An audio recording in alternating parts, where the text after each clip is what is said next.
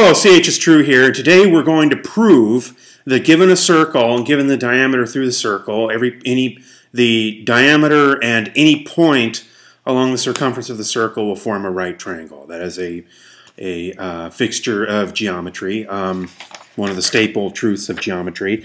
I'll show you what I mean. Here's the diameter of a circle, and here's a point along the circumference of a circle, and that forms a right angle, and that's something we're going to prove. Now, I've been moving away from math and more towards philosophy, but I don't want to lose the art of the math proof completely, because there's a rigor to that I think is important for philosophy as well as for mathematics. And I would also say that, well, anyways, I don't want to spend too much time. Let's just go ahead and get into it. I know I'm a little less formal than I usually am, a little more rugged, but, you know, we'll vary the style a little bit. Okay, so let's start off. Again, this is what we're proving. We have the diameter of a circle. We have a point along the circumference of a circle. We're going to prove that angle B, this whole angle B, I know I have a dotted line through it, but the entire angle is a right angle. Okay, let's go into it. Our given is that AB, the measure of AB is the same as the measure of AD, is the same as the measure of AC, and that's by the property of a circle. So, again, these are radii of a circle. A are the center of our circle, and so by property of a circle, these are all going to be equal because circles have equal radii. That's the way one of the properties of a circle. Now, given that this line and this line are equal, that would make this an isosceles triangle. Therefore, the measure of this angle and the measure of that angle are equal. And you can prove that with any triangle using the law of sines, that if you have two equal sides, their opposite angles will be equal. Okay. Again, and some might dispute my use of the law of sines for that, but let's say they weren't equal. Let's say that this angle was supplementary to this angle. You wouldn't have a triangle. You'd have two parallel lines. So for any triangle, they would have to be equal for equal sides. All right. And the same thing over here, that this angle and this angle would also be equal.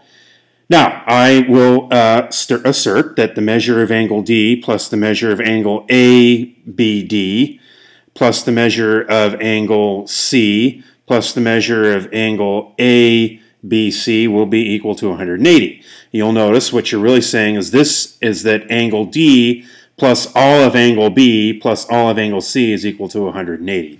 And again, that would be the property of a triangle. Okay, the sum of the angles of a triangle, this whole triangle, will be equal to 180 degrees, but that would happen to also be this angle plus this angle plus this angle plus this angle. All right, fair enough.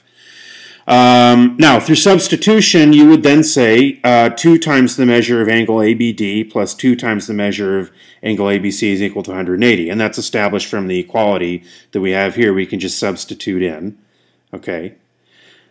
To simplify, or you could say divide, you would then divide both sides by 2 and say the measure of angle ABD plus the measure of angle ABC is equal to 90.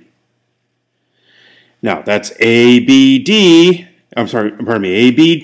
plus, how did I have it in order? ABC, both of these together would be equal to 90. And voila, that means you have a right angle here. Okay? You just finished the proof. It's a little bit... sorry about that. It's a little hard to read.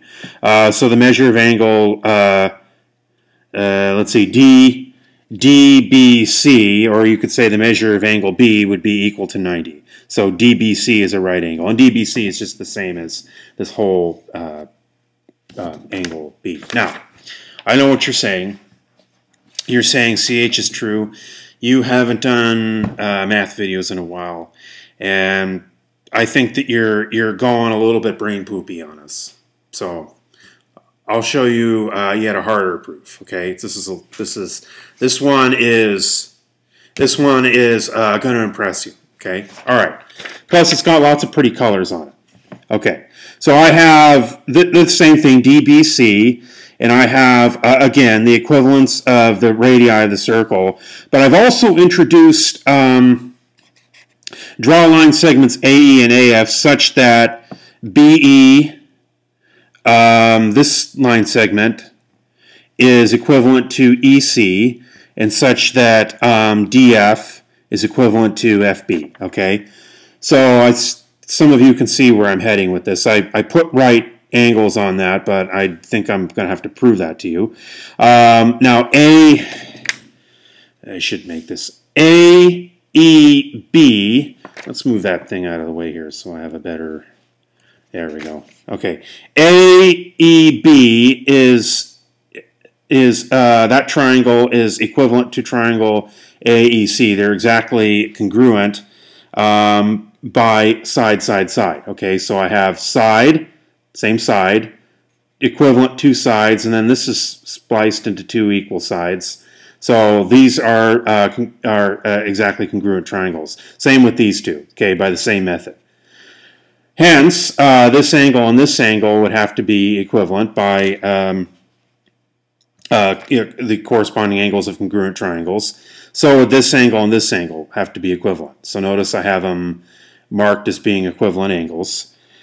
And also AFB, angle AFB is going to be 90 degrees. Why? Because they are supplementary equivalent angles. Okay, so this is going to be 90 and that's going to be 90. And the same with this angle and this angle. So I have a 90-degree angle here and a 90-degree angle here. I know I'm going kind of fast, but so all right, what do I have next? Measure of angle BAE plus measure of angle CAE plus this angle plus that angle, all together are going to be 180 degrees. And you can see that just simply by the fact that they add up to the angle inscribed by a line, okay, or a line segment, okay, and a point in the middle of the line. So supplementary angles, right? By substitution, I know that 2 times the measure of angle FAB plus 2 times the measure of angle BAE is equal to 180. Okay, by substitution. Then the measure of angle FAB plus the measure of angle BAE is equal to 90. So let's find FAB plus BAE. That's a 90-degree angle here. Okay, so this angle FAE would be 90 degrees. And yeah, FAE is a right angle. Okay, moving kind of fast here. Points B, F, A, and E form some kind of a quadrilateral that we have here, okay? We haven't proven that they're all right angles yet, but you can see where I'm heading with this. And we know that, note that 3 of them we've shown to be right angles now, okay? This one, and this one. Now, the sum of the angles of a quadrilateral are going to be 360, and you can prove that for any quadrilateral that you would invoke. Just take any quadrilateral, even if it's irregular, and draw a line from one point to the point across it, and you have 2 180-degree triangles, okay? And take that line away, and you have 2 times 180 degrees still, okay? Now we know that the sum of the 3 right angles that we know about is 270, and that the sum of all the angles of a quadrilateral is 360, and then voila, just do subtraction, and we know that the measure of angle B, which we did not determine yet, but now we can determine by subtracting 360 minus 270 is going to be 90 degrees, and therefore this angle B here is a 90-degree angle. And angle B is the angle inscribed in the circle, which is a right angle by virtue of the congruence of right angles, Euclid's fourth postulate. I wouldn't worry about that. The point being that that angle B was undefined, and so it can be any angle. And everything else would be true for any point inscribed in the circumference of a circle, not just that one. So that's the that is the absolute rule that in Euclidean space, with a diameter and a point on the circumference of a circle, you will have a right triangle inscribed. That is proven 2 different ways. So I hope you still don't think I've gone brain poopy on you. CHistrue signing off.